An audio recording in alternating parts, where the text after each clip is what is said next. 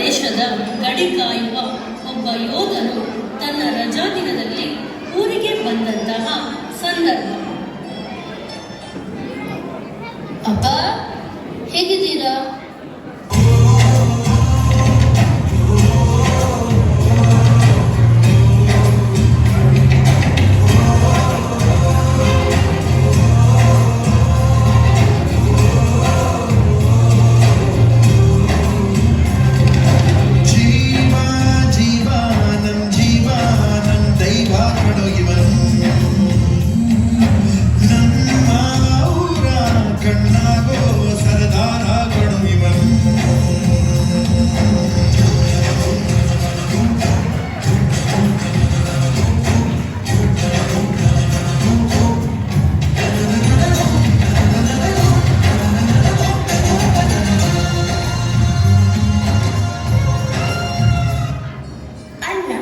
ಪ್ರತಿ ವರ್ಷ ರಾಖಿ ಹಬ್ಬಕ್ಕೆ ನಿನಗೋಸ್ಕರ ಒಂದು ರಾಖಿ ತೆಗೆದು ಇಡುತ್ತಿದ್ದೆ. ಈ ವರ್ಷ ರಾಖಿ ಹಬ್ಬಕ್ಕೆ ಎಲ್ಲ ಸೇರಿಸಿ ನಿನಗೆ ಕಟ್ಟುತ್ತಿದ್ದೇನೆ.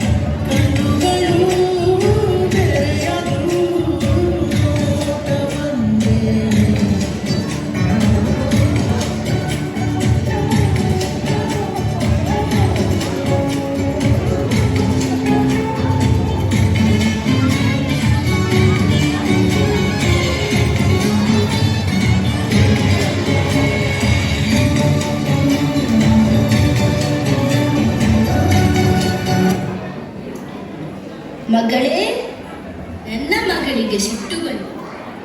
ಏನಾಯ್ತು ಮಗಳೇ? ನನ್ನ ಶಾಲೆಯ ವಾರ್ಷಿಕೋತ್ಸವ ಪೇರೆಂಟ್ಸ್ ಮೀಟಿಂಗ್ಗೆ ಎಲ್ಲರ ಮಕ್ಕಳು ಅಪ್ಪ ಬಂದಿದ್ದಾರೆ. ನೀ ಯಾಕೆ ಬಂದಿಲ್ಲ?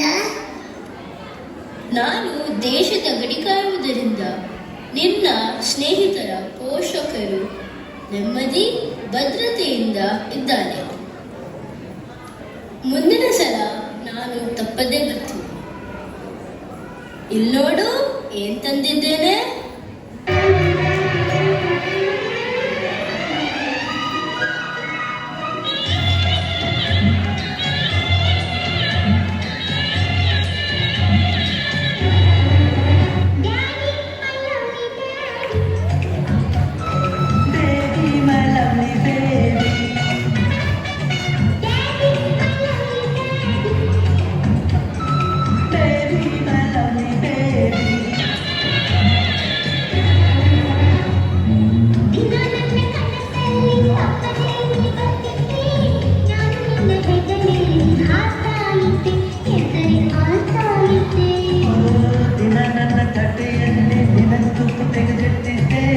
ನಿನ್ನ ಬಿಟ್ಟು ತಿನ್ನು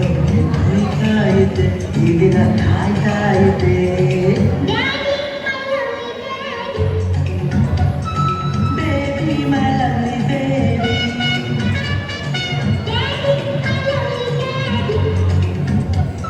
ಬೇಬಿ ಮೈ ಲವ್ಲಿ ಬೇಬಿ.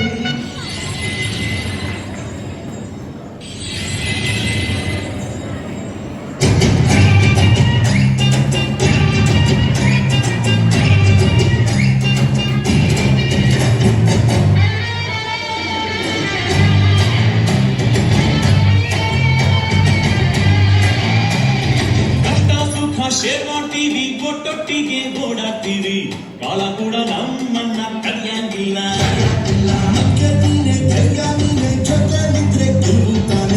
ನಮ್ಮನ್ನು ಯಾರು ಬೇರು ಮಾಡಂಗಿಲ್ಲ.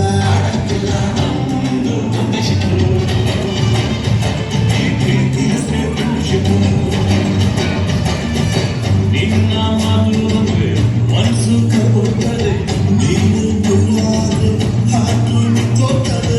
ಕಷ್ಟಕ್ಕೆ ಎಲ್ಲರಿಗಿಂತ ಮುಂಚೆ ಬಂದು ನಿಲ್ಲೋ ನಿನ್ನೆ ದೋಸ್ತ.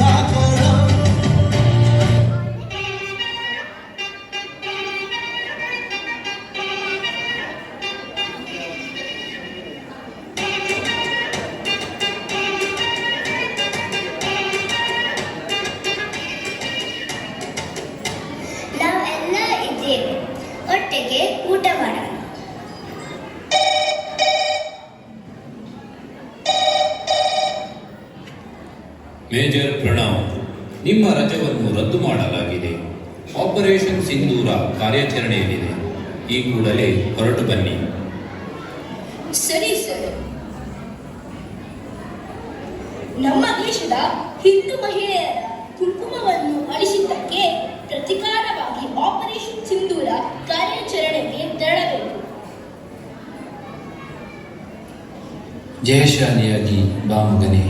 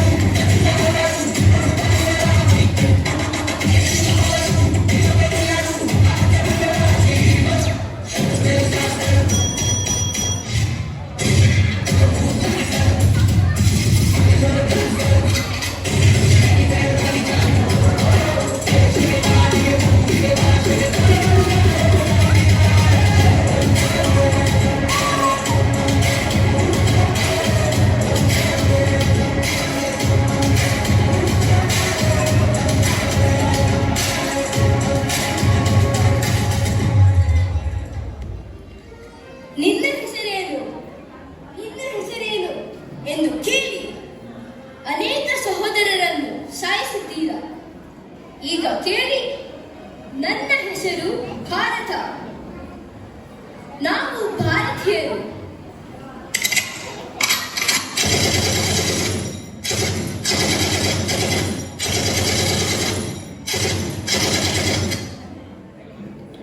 ಆಪರೇಷನ್ ಸಿಂಧೂರ ಯಶಸ್ವಿಯಾಗಿದೆ.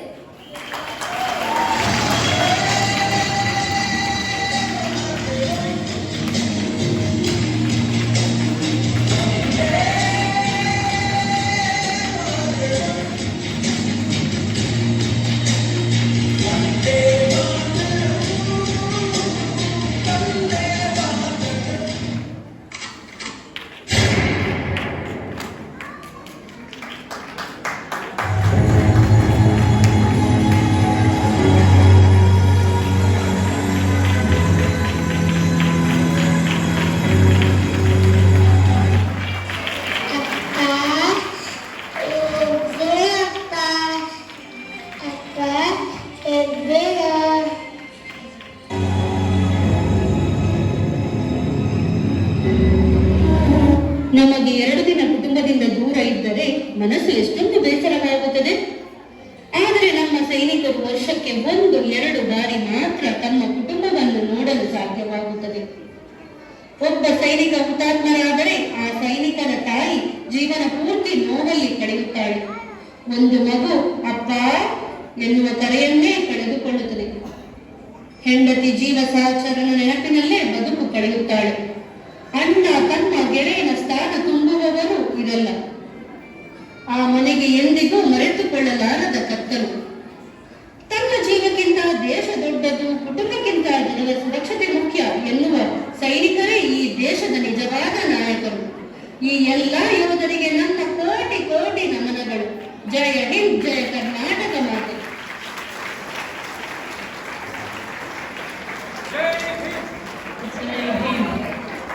ಹೃದಯ ಕಲಕುವ ದೃಶ್ಯ. ಎಷ್ಟೋ ಮಾತೆಯರ ಕಣ್ಣುಗಳಲ್ಲಿ ಅಶ್ವಧಾರೆಗಳು ಉಕ್ಕಿ ಬಂತು. ಇಂತಹ ಅದ್ಭುತ ಒಂದು ಪ್ರದರ್ಶನಕ್ಕೆ ಮಾತೆ ಹೊರಡ್ತಾ ಇಲ್ಲ. ದೇಶದ ಗಡಿ ಕಾಯುವ ಯೋಧನ ನೈಜ ಚಿತ್ರಣವನ್ನ ನಮ್ಮೆಲ್ಲರ ಕಣ್ಣೆದುರಿಗೆ ತಂದಿದ್ದ ಸೈನಿಕರ ಮೇಲಿನ ಗೌರವವನ್ನ ಹೆಚ್ಚಿಸಿದ್ದಕ್ಕೆ ಪ್ರಣವ್ ಮತ್ತು ತಂಡಕ್ಕೆ ಹೃತ್ಪೂರ್ವಕವಾದಂತಹ ಧನ್ಯವಾದಗಳು. ಹಾಗೆ ಭಾರತೀಯ ಋಣ ತೀರಿಸಲು ಪ್ರತಿಯೊಬ್ಬರು ದೇಶದ ಹಿತಕ್ಕಾಗಿ ಕಾರ್ಯೋನ್ಮುಖರಾಗೋಣ ಎಂದು ವಿನಂತಿಸಿಕೊಳ್ಳುತ್ತಾ ತಂಡಕ್ಕೆ ಧನ್ಯವಾದ ಹೇಳ್ತಾ ಇದ್ದೇನೆ.